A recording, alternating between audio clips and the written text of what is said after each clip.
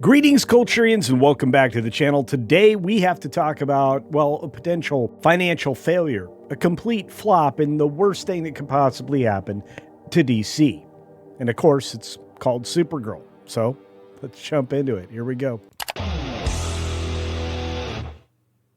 Now, before we get started, just a real quick reminder, I am trying to get to 50K. I can only do that with your help, which means I need that help like now. Double check you're still subscribed. Believe it or not, a lot of people are getting unsubscribed right now. If you're unsubscribed, click the subscribe button, hit the thumbs up button, then hit the notification bell and turn on all notifications. That way you don't miss anything. And if you wouldn't mind, leave me a comment down below. If you're watching on a phone or a tablet, hit that hype button. The hype points really help and it brings the videos out to everybody else. Let's jump into the story from that Park Place and our friend Trevor Denning over there. That's right, Supergirl may lose $200 million at the box office. That doesn't seem very good, right? But that's pretty consistent with what we've been hearing for a while. The opening on this is not high, kind of like The Mandalorian and Grogu, another property that's definitely destined to fail. And I think that even industry insiders are starting to question the performance of this film. In fact, they're expressing growing uncertainty about the potential box office of Supergirl. And the recent episode of The Town, which is Puck's podcast.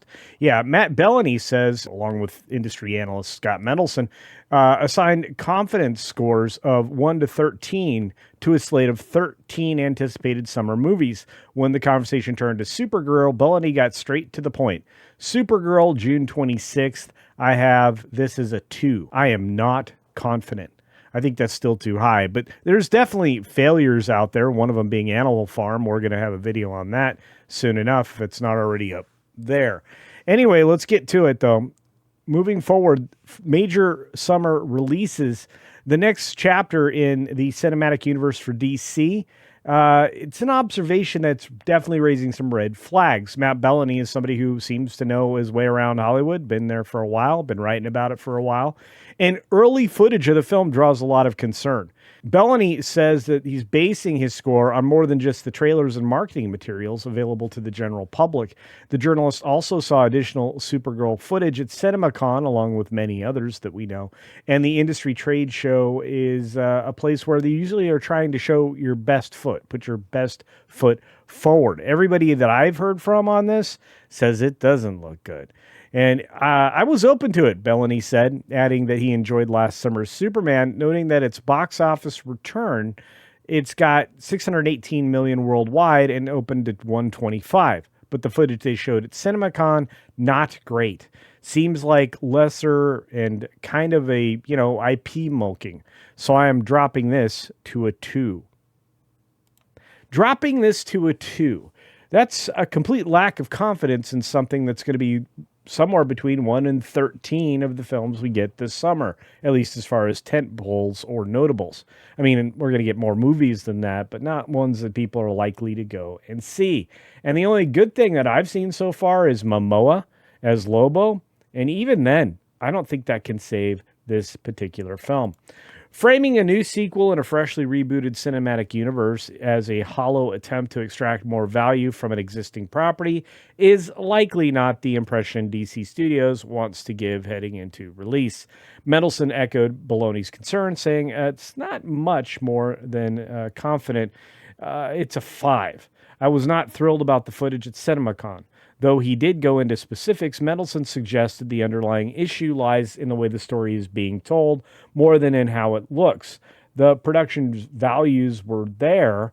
It just felt very chaotic and busy in a way that you just didn't allow it to breathe. First and foremost, I rarely, if ever, agree with Mendelson, Scotty Boy Mendelson, as he's affectionately referred to by my friend OMB Reviews. But I'll just say it this, it's not sounding very good. From people who would normally be quite positive about major Hollywood tentpoles, this is sending up warning signals in a way that, it should be concerning, including words like lame and nothing cool about it from Mendelson's own mouth. Moving on, questions over marketing strategy. I don't see much marketing, at least not positive marketing.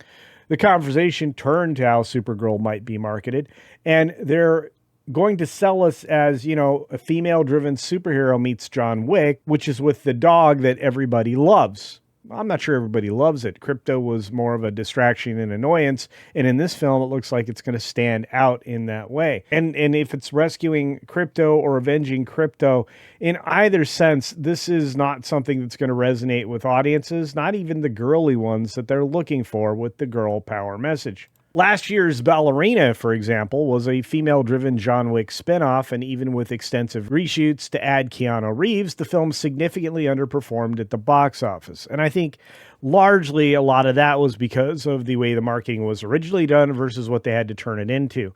I think had they had John Wick there from the very beginning as a relative, maybe this would have gone a little bit better. If he'd been introduced earlier in the story, that might have helped as well.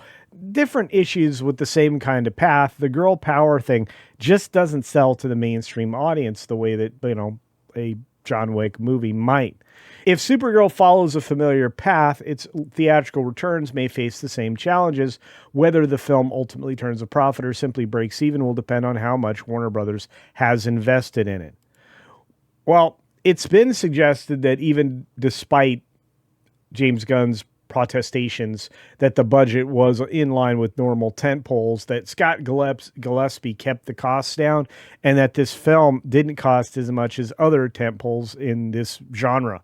I, one way or another, don't agree with that for a lot of different reasons. Plus, the marketing behind this is huge, which means instead of putting it into the film and put it into the marketing, I think a lot of people would have preferred to go into the film because at least word of mouth is something these days, more so than even critics' returns and or a marketing budget would make you believe. Budget and break-even pressure. I know this is cheaper than Superman. I was assured that it was not like a Daredevil to Elektra come down in terms of budget, Mendelsohn said. In other words, the production cost for Supergirl is not believed to be as drastically lower than Superman's. However, once marketing and distribution are factored in, the studios often need a film to earn roughly 2.5 times its production just to break even. And that's really the last call on that. That's in oversimplification of what happens at the box office these days, which is why I've moved my metric up, especially when you have production done in other countries and the advantages of using, in-country tax incentives, which honestly hasn't helped Disney very much, despite the fact that they spend hundreds of millions of dollars on their films, and they don't seem to make very much. So set that all aside and just recognize that you're looking for a 3 times factor of what was spent on the film for both its production and its marketing budget. Now, that's the story from there. The official costs have not been made public. So Supergirl's budget is estimated to be about 150 to 200 million. If those figures are accurate, Supergirl would need to generate between 375 and 500 to break even. And again, he's not including marketing costs in this, which is easily going to be about 100 million. Look, it's easy to drop $200 million into a hole and set it on fire.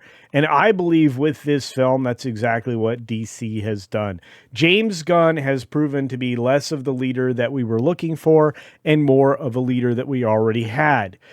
Tuning in the message in a primary way has been very detrimental to anything he's ever made. In fact, by the time we got to the third Guardians of the Galaxy, we were already stretched a little thin when it comes to James Gunn. And despite the fact that his name is not on the director chair for this one, I think Gillespie can really, imitate him well. And I think that's all this is a poor imitation of something done much better a way long time ago over at Marvel. So could Supergirl lose $200 million at the box office?